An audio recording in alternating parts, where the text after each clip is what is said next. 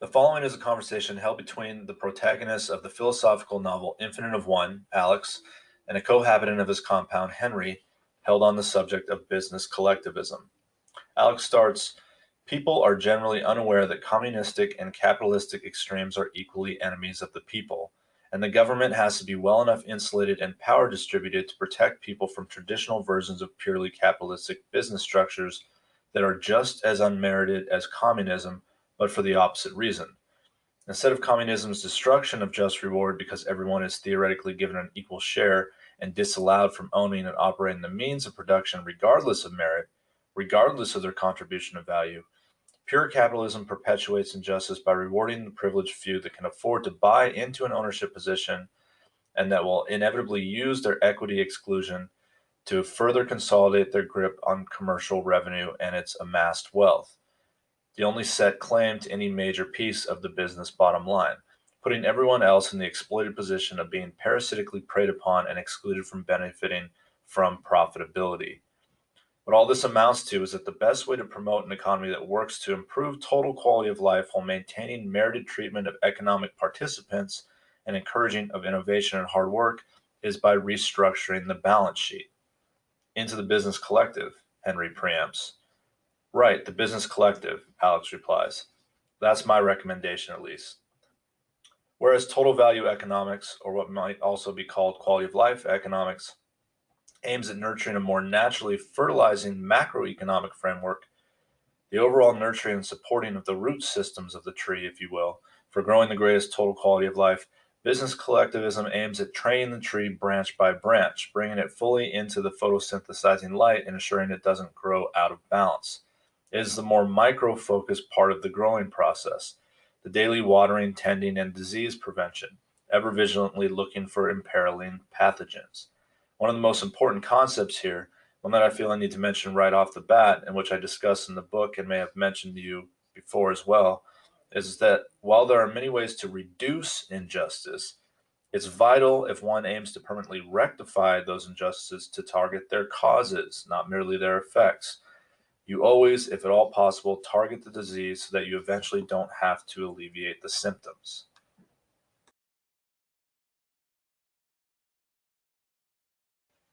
In this case, quality of life economics attempts rectification by pointing at traditional businesses and prevailing economic theories' failure to focus upon the correct indicators of the quality of life based success of the economy. It's all but impossible to clear a path toward the greatest good when you're failing to look in the right direction. This theoretical failure in the prevailing economic theory supports a massive disparity in the distribution of the financial value created by all economic activity and enterprises amongst all those that contribute to that value creation, which in turn produces all manner of injustice based upon disparities in opportunity, freedoms, and privileges of all kinds. Socioeconomics traces this causal chain from the few fundamental sources to the far more numerous effects, as if from the trunk of the tree, the disparity in income, wealth, and opportunity produced by prevailing economic theory and business structures, to its multitude of branches and leaves. Crime, poverty, homelessness, drug abuse, alcoholism, neglect, and misery of every order spread across the spectrum of low quality lives might make up the tree's smaller branches, with the victims being like the leaves. Granted, there are factors that go beyond business and economics, like education and even the inherent capacities of the person, and those who raise and nurture him or her, and all of their roles in assuming some responsibility for not being more resilient, for allowing the pressures and horrendous inequality of opportunity they face to lead to crimes and abuses that tend to be passed on to their children. In one cyclical example of the cold, cruel, crushing snowball effect. But I find that those that suffer are placed in their positions more by a failure of the overarching system serving them and all of society by any other factors, by far. Remove the pressures and disadvantages that directly lead to crime and crime and abuse will inevitably plummet. And those pressures and disadvantages are largely political and economic in origin. And we can take many measures to address the symptoms of that suffering, building and administering homeless shelters and drug abuse treatment centers, promoting food drives, pouring capital into charities that direct their funds towards giving those born into low income families toys and cost effective education and better professional opportunities, and on and on.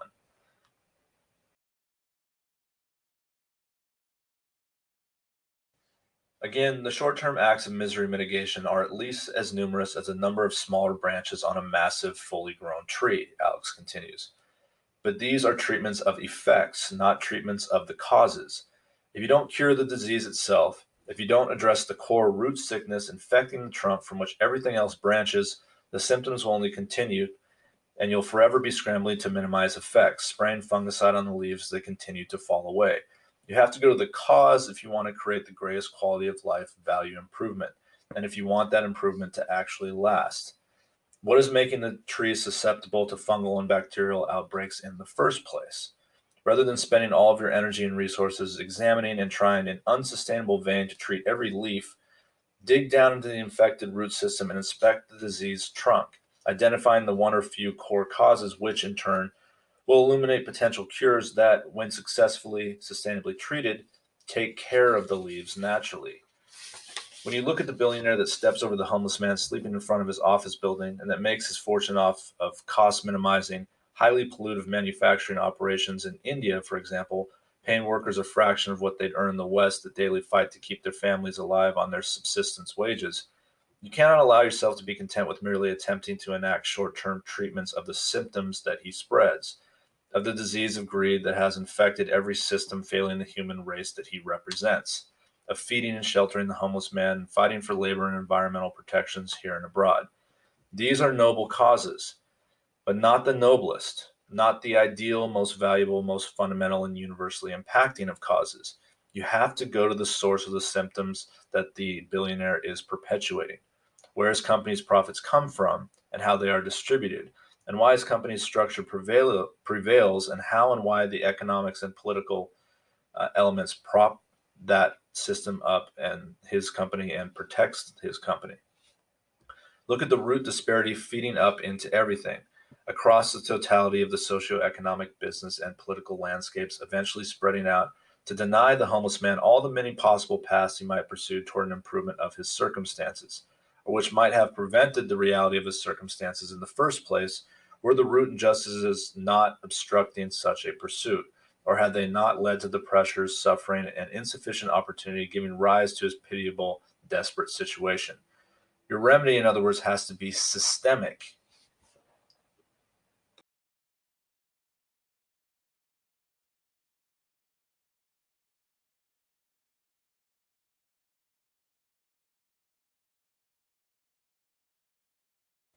Yes, ownership is key because that is how profits are distributed based upon the accounting equation, Alex replies.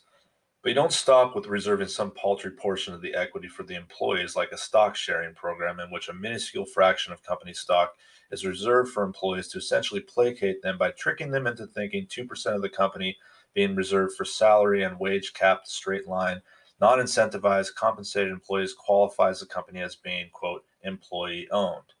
What you do is start by eliminating the position of employee, by reordering the balance sheet and making everyone a legitimate owner operator. The basic accounting equation dictates that you subtract the cost of liabilities from the value of assets to derive equity. Without putting everyone that contributes to the enterprise in the equity column, cost cutting exploitation of those remaining in the liabilities column is inevitable, as will be that enterprise's contribution to the growing disparity in income, wealth, and quality of life, and all the resultant socioeconomic injustices that result across America and most of the globalizing world as an effect caused by the equity consolidated model that makes most everyone a cost of doing business.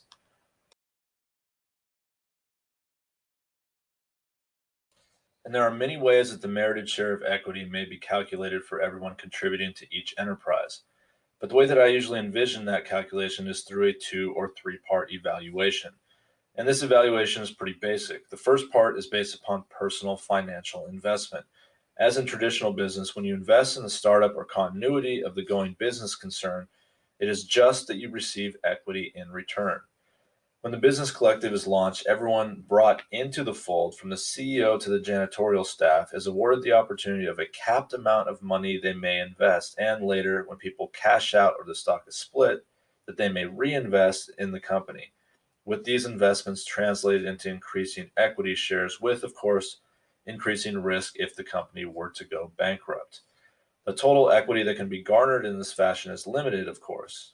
It can never be the case that any owner-operator may simply throw funds into the business for increasing equity shares to the disinterest of their fellow owner-operators. However, generally speaking, when there's room for investment, all owner-operators, regardless of their position within the company, must be awarded an opportunity to increase or maintain their equity interest, with all said owner-operators given advance notice of said opportunity regardless of the cause, whether it involves expansion plans or the company being, quote, cash poor and not liquid enough, or whatever the case may be.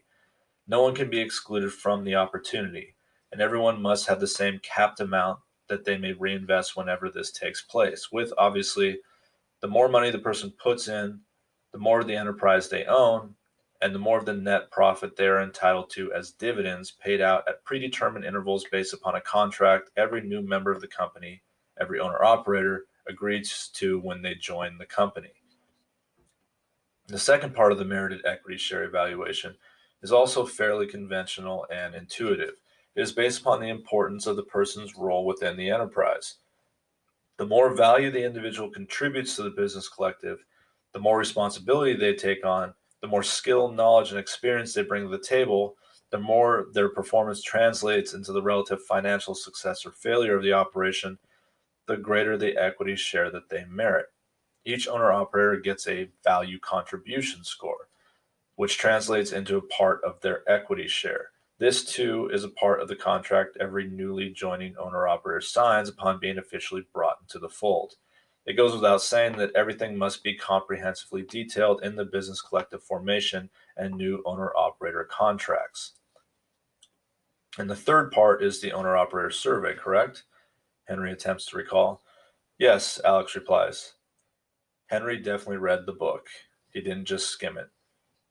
Alex continues, this part is less necessary than the first two parts, perhaps, but I think it can play an important role in motivating and incentivizing improvement and consistency of performance, as well as in creating a positive atmosphere that encourages greater collaboration and an increased sense of communally reciprocated respect between the owner-operators. Of course, it might also be argued that it increases the chance of internal company politics, diplomacy, duplicity, and popularity contests playing too large of a role in the compensation of owner-operators and the decision-making within the organization. It could go both ways at the same time to some degree, but I think it has more potential to increase incentive and goodwill than not. It could round out the picture and help keep everyone honest. Essentially, what this third part entails is the distribution of a form via paper or an email or a login on the company website where once a year, every 6 months, or every quarter, based upon the contract the original owner-operators signed when the business collective is launched, every time during this time period, it is disclosed to every current owner-operator where every owner-operator's value contribution score currently stands, at least the score for every other owner-operator of the current branch of the company, those other than the one logging in and looking at the information.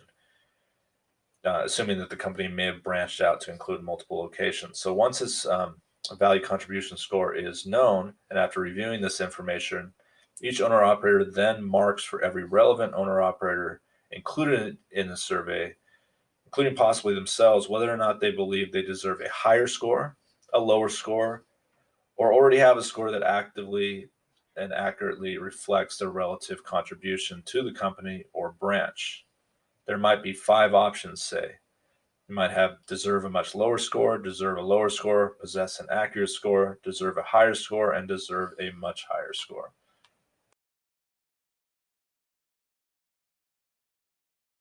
The percentage of equity owned by every owner-operator isn't static, obviously, but is dynamic based upon at least the first 2 portions of the evaluation, and is calculated using a pre-established equation for calculating all equity shares. If this third portion of the evaluation is included, a final adjustment is made to the overall equity distribution based upon the averaging of these responses, with this adjustment being based upon whatever the forming owner-operators agreed to when they established the enterprise. They might, for example, permit this survey to make up to a 10% adjustment in the value contribution score, and I would guess would rarely allow the adjustment to go over a third of the calculation. So, for example, if there's no faith in the current CEO, who is currently contractually awarded a 10% value contribution score, A company-wide survey reporting that he or she deserves a much smaller score might drive his or her share down to somewhere between 6 and 7%, with the other 3 to 4% redistributed to those voted as deserving of greater value contribution scores. And with all this being separate from the first portion of the score, the investments and reinvestments. Everyone that's ever had a job knows the type of thought that this honors. This person is undervalued and that person is overvalued. This third portion of the evaluation of the business collective will allow every owner operator the satisfaction of expressing that sense of injustice in a tangibly rewarding or correcting manner that alters the net profit dividend awards for the owner operators until the next survey is completed. It also keeps everyone honest by looking at everyone and evaluating with consideration of justice involved.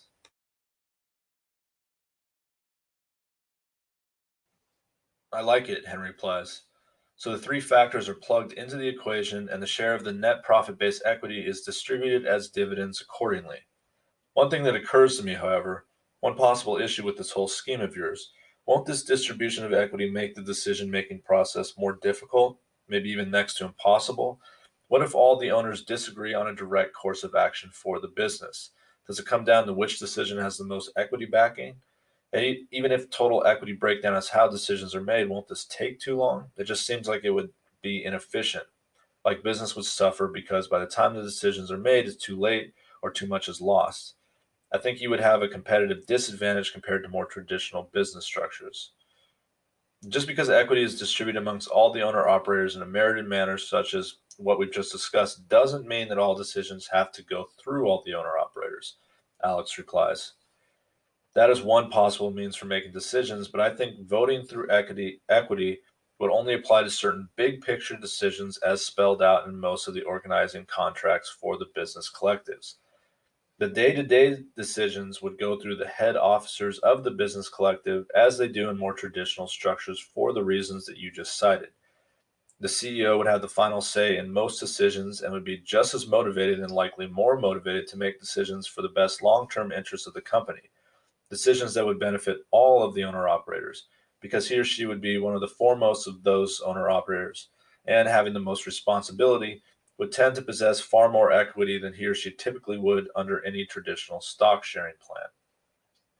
At the same time, you can make certain that the other owner operators feel like they have influence over these day-to-day decisions through the CEO and other chief officers by having the organizing contract include a 1 to 4 year service period for those officers, or at least for the CEO, similar to the terms served by politicians, except with unlimited term potential. If the other owner operators who vote based upon the percentage of equity they control have confidence in the CEO, they keep him or her running the company when they vote every 1 to 4 years. Otherwise, they vote for a replacement, providing the possibility of ousting owner operators at every level and compensating them for their equity shares if they are vacated from the company entirely or demoted to a lower equity holding level would be another element that might be spelled out in clear, concise language within the organizing contract.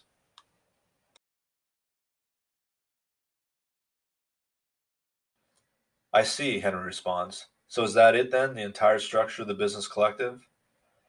Well, there's more that can and probably should be said about the business collective concept, Alex replies. Like the fact that this business structure not only distributes a bottom line in the merited manner I just described, but that it also stands to drastically improve the morale within these businesses in comparison to the typical morale experience within and used to motivate the contributing members of the conventional business model. Most everyone that is an employee in a contemporarily conventional business, especially wage earners and especially still those working for the larger businesses more disconnected from any sense of real community identity, they all feel the truth of their subjugated position. Even if they don't conceptualize it as such, they know that to some degree or have some sense that they aren't really an honored part of or partner in the enterprise, but are more like a tool, a piece in a profit building machine that is excluded from experiencing the greatest benefits of its production. This most certainly affects their attitude, their self esteem, and the regard in which they view, think of, and treat their organization and coworkers, especially their bosses and owners, whom, unlike their fellow employees, would be the likely focus of any negative resentment resentful feelings, and low morale, which is common amongst conventional business employees. With such people, their only real incentive to work hard is to maintain their jobs in order to survive. But even then, they will work only as hard as they need to in order to keep their jobs, not for higher reasons and for greater sources of motivation. In the business collective, most of this emotional and psychological deadweight and animosity will be removed, and executives are more likely to be seen as respected leading partners than as overlords. And I think that owner operators that receive any share in the bottom line will not only be better motivated because they know they will see tangible financial benefit for their harder work, but they will inevitably possess an improved attitude and state of mind when they feel that they are a legitimate part of their enterprises and the economy at large. Similar to true democracy's ability to instill a sense of belonging and contribution to society as a whole, rather than our being mere lip service as contributing members, which most of us sense is false and which in turn inevitably breeds a persistent low level sense of disrespect and discontentment in its disconnect, and a low voter turnout and concern for political matters as a result. And when it comes to feeling like a contributing partner in the businesses for which we work, I believe that this will in turn have a positive impact upon not just our professional lives and relationships, but all of our relationships and our general outlook on and approach to life.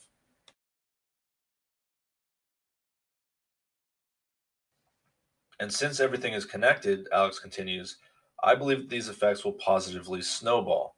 The increased motivation that comes from receiving a share in the bottom line and the increased self esteem and regard for their coworkers turned partners will encourage more productivity, which, thanks to the business collective structure, and especially if backed by quality of life economics and true democracy, will be better utilized in creating and sustaining improved total quality of life. There's a synergistic effect to all these theories and their successful inclusion in society.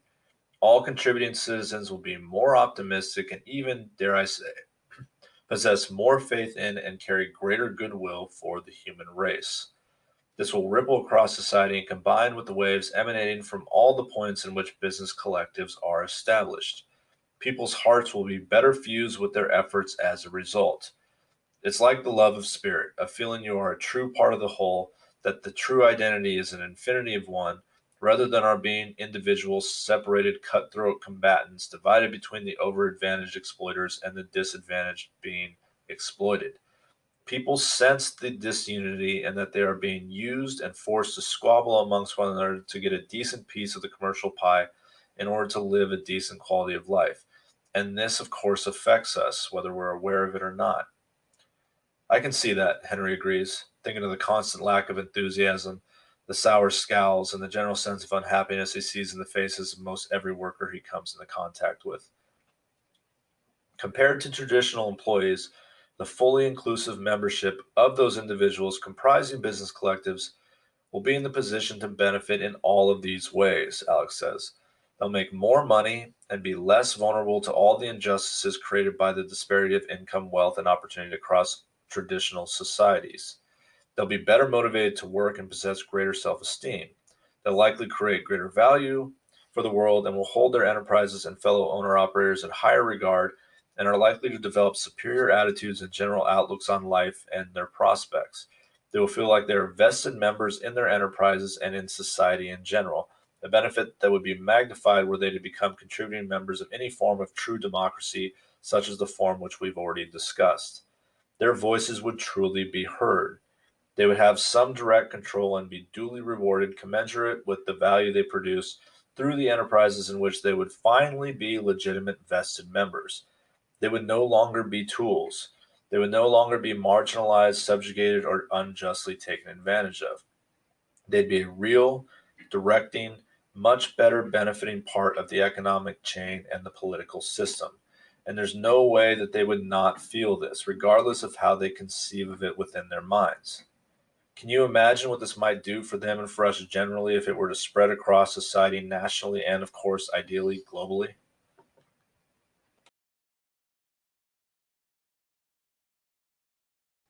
It's hard to imagine what might be engendered, but I think I have some sense of it, Henry says, while staring up through the branches of the canopy of the little grove, the clouds briskly banking across the sky, propelled by the accelerated winds of the warming morning atmosphere. Alex continues. Most evils endured by the global populace are rooted in socioeconomic injustices and the fact that people experience stresses from the pressures and disadvantages that they face, with these stresses tending to be commensurate with their resources and opportunities, and tending also to snowball into further compounding stresses. There's little risk to health, well being, and quality of life that does not connect to financial, material opportunity and basic necessity disparities, and which does not compound as these risks and disadvantages cruelly roll together. All of it correlates. Abuse, neglect, drug and alcohol dependency, homelessness, or living in squalor and abject poverty, shorter lifespans. All of it connects to not having the means to avoid an increase in the risk of experiencing such ills. And all of this, in inseparable turn, connects to overarching economic, commercial, and political systems that failed to serve the majority by being corruptively dedicated to siphoning off far more than a just share for the minority. Yes, personal responsibility, work ethic, determination, resiliency, and the like play a role as well. And it's also true that the more ability one has, the more one is likely to escape his or her disadvantages. But there's no greater cause of misery than systemic failure, including the failure of systems to assist those experiencing the aforementioned disadvantages. Social studies support this fact, but I don't need them, I only need logic, for it is simply cause and effect. The more pain, pressure, disparity, and general disadvantage endured, the more likely misery is to be endured in turn.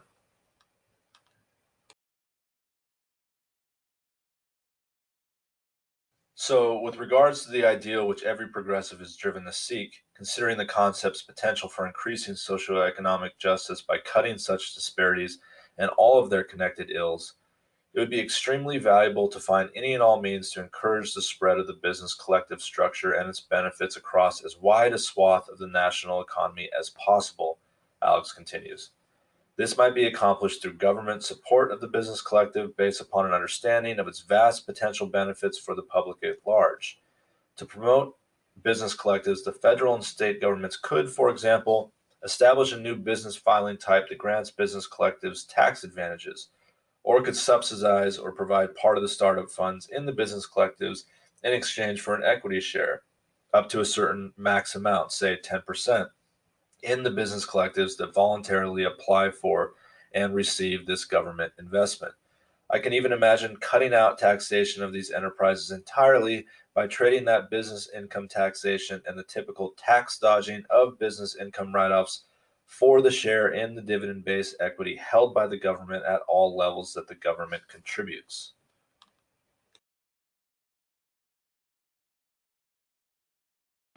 In addition to or in lieu of these promotions, the local, state, and federal governments involved could grant people the right to give money directly to a general business collective startup fund in a manner which would be treated as a donation that could be used as an income deduction, or, if this is seen as unfair to conventional businesses, the government could allow these tax write off donations to be made to an organization whose mandate it would be to assist applying owner operators with the logistics of establishing business collectives and who are empowered to serve as consultants for those business collectives. To serve as a bastion for this total quality of life expanding business structure, I envision the establishment of a new governmental agency that would help organize the processes involved in establishing new business collectives and be on call when problems arise that the business collectives need assistance with. The agency would devise and implement a system for bringing people together based upon mutual interest and qualifications, vetted for complementing qualities of experience, ability, and the possession of available funds for startup investment. Working from a default contractual template, the agency could arbitrate the discussions and negotiations under which new business collectives would be contractually established between the original owner operators. The agency would then help the newly established business collectives file with the relevant city and state agencies, would assist in procuring any and all necessary licenses, and might even assist in other details, such as finalizing a business plan, finding sources of additional startup funds, or locating suitable commercial real estate for lease or purchase by the business collectives that they're assisting.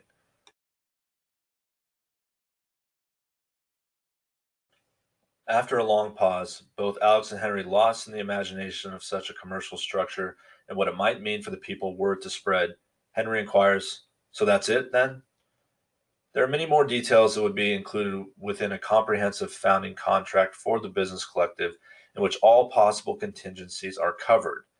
But that's the crux of it, Alex replies. I might also say that the potential of the business collective concept and its underlying realizations and principles goes beyond privately held business concerns.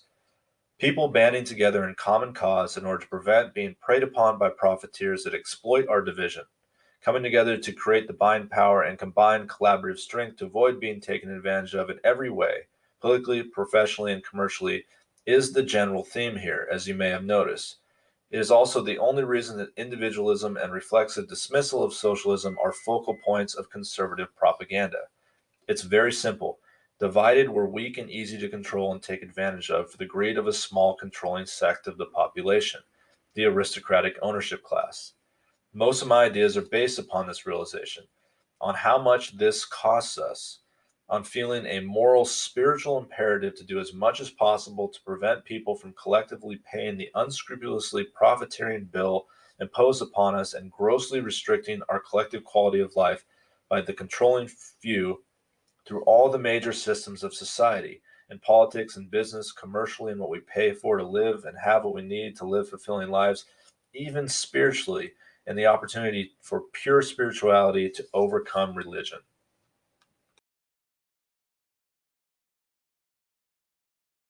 This is the general all important theme, and for me, it begins with understanding, with ideological beliefs and social systems and their incalculable value in service of total quality of life. In terms of specifics, in the commercial arena, you have the business collectives we've been discussing that are designed to prevent the people's equity exclusion. But there are many other opportunities as well. For example, I had this idea recently I called collective condominiums, a concept constructed around the objective of preventing people's inability to afford their own place, the residential equity exclusion, from being taken advantage of in the landlord system, whereby we pour massive amounts of money down the proverbial tubes just to have a place to live. Another inherent injustice of parasitically conservative systems. Landlords are leeches, a subset of the leeches sucking total quality of life across the intertwined corporate and plutocratic realms. And so I tried to conceive of a preventative construct. How would that work? Henry inquires. By cutting out the profits pulled from this particular personal disadvantage of those with limited means as much as possible through a banding together of those with similar situations and with complementing tastes and capacities, Alex responds. By bringing people together in such a way where their collective abilities, tastes in construction and interior design, and combined buying power puts them in the position to avoid paying the profits of the landlords and new home developers and their sales forces. Create a company, likely funded by a progressive set of philanthropists or angel investors, that facilitates the bringing together of people and the providing of services like identifying property, filing new construction permits, and, most importantly, funding what would typically be seen as an overly risky form of debt, a collective mortgage, that allows an agreeing collective of people and families to finance the construction of a new condominium development. A subset of these people might possess construction experience and be involved in the construction of the development, being compensated by paying less into the collective mortgage payments. This would reduce the cost of the construction by avoiding paying part of the profits of an outside construction company. A collective condos company could oversee all of this, allowing those playing host to leeching landlords the ability to pry those leeches off.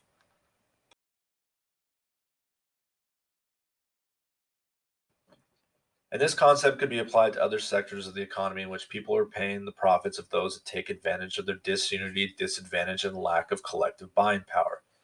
When we're individuals forced to pay retail costs, those costs are maximized and our capacity to create greater opportunities in our lives are thereby limited, as we're prohibited from, in the case of business collectives, earning a fair ownership share of the bottom line, and in the case of something like this collective condominium idea, from owning our own place, and in general, from being protected against paying too much for other invaluable needs and life opportunities.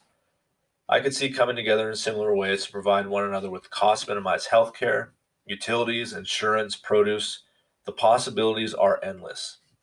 At least, taking such direct collective economic actions should be considered an option in the face of a perpetually obstinate plutocracy obstructing the people from realizing their highest collective quality of existence by refusing to support the socialization or semi socialization of such select industries in which we're most vulnerable, and in which the exploitation of our disadvantage is most costly to our potential to improve our collective quality of lives.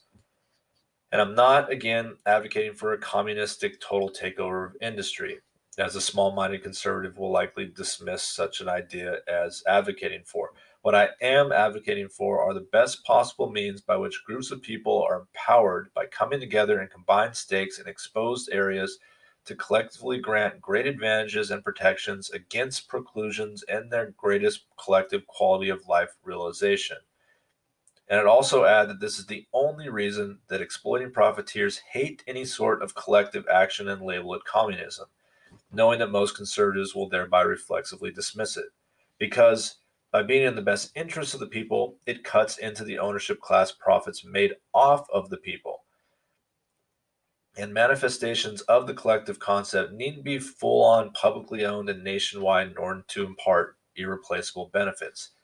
Any scale of compatible individuals forming equity sharing groups, granting them immense benefits of profit distribution, cost cutting, and other innumerable advantages, such as learning from one another and sharing a sense of identity and commonality and spiritual togetherness, and all the other examples of power in numbers. Any scale upon which such formations come into existence will reflect the scale of gain from such collaborative formations and pursuits. In connection, so much is being sacrificed to the American culture of individualism. All the best things, including the spiritual currency of love. Honor those things that make us unique, yes, but never forget that the rewards of unity far outweigh any benefits of staying too starkly divided as individuals. This may, in fact, be the crux of the American cultural injustice, individualization. It is tied to egotism, me versus you tribalism, wealth worship, and all the ways in which we are inhibited from coming together for mutual gain, and thereby costs the world more than can be estimated in countless ways economically, politically, in business, in social interactions, in sacrifice, love. All of it is an example of how divided is conquered.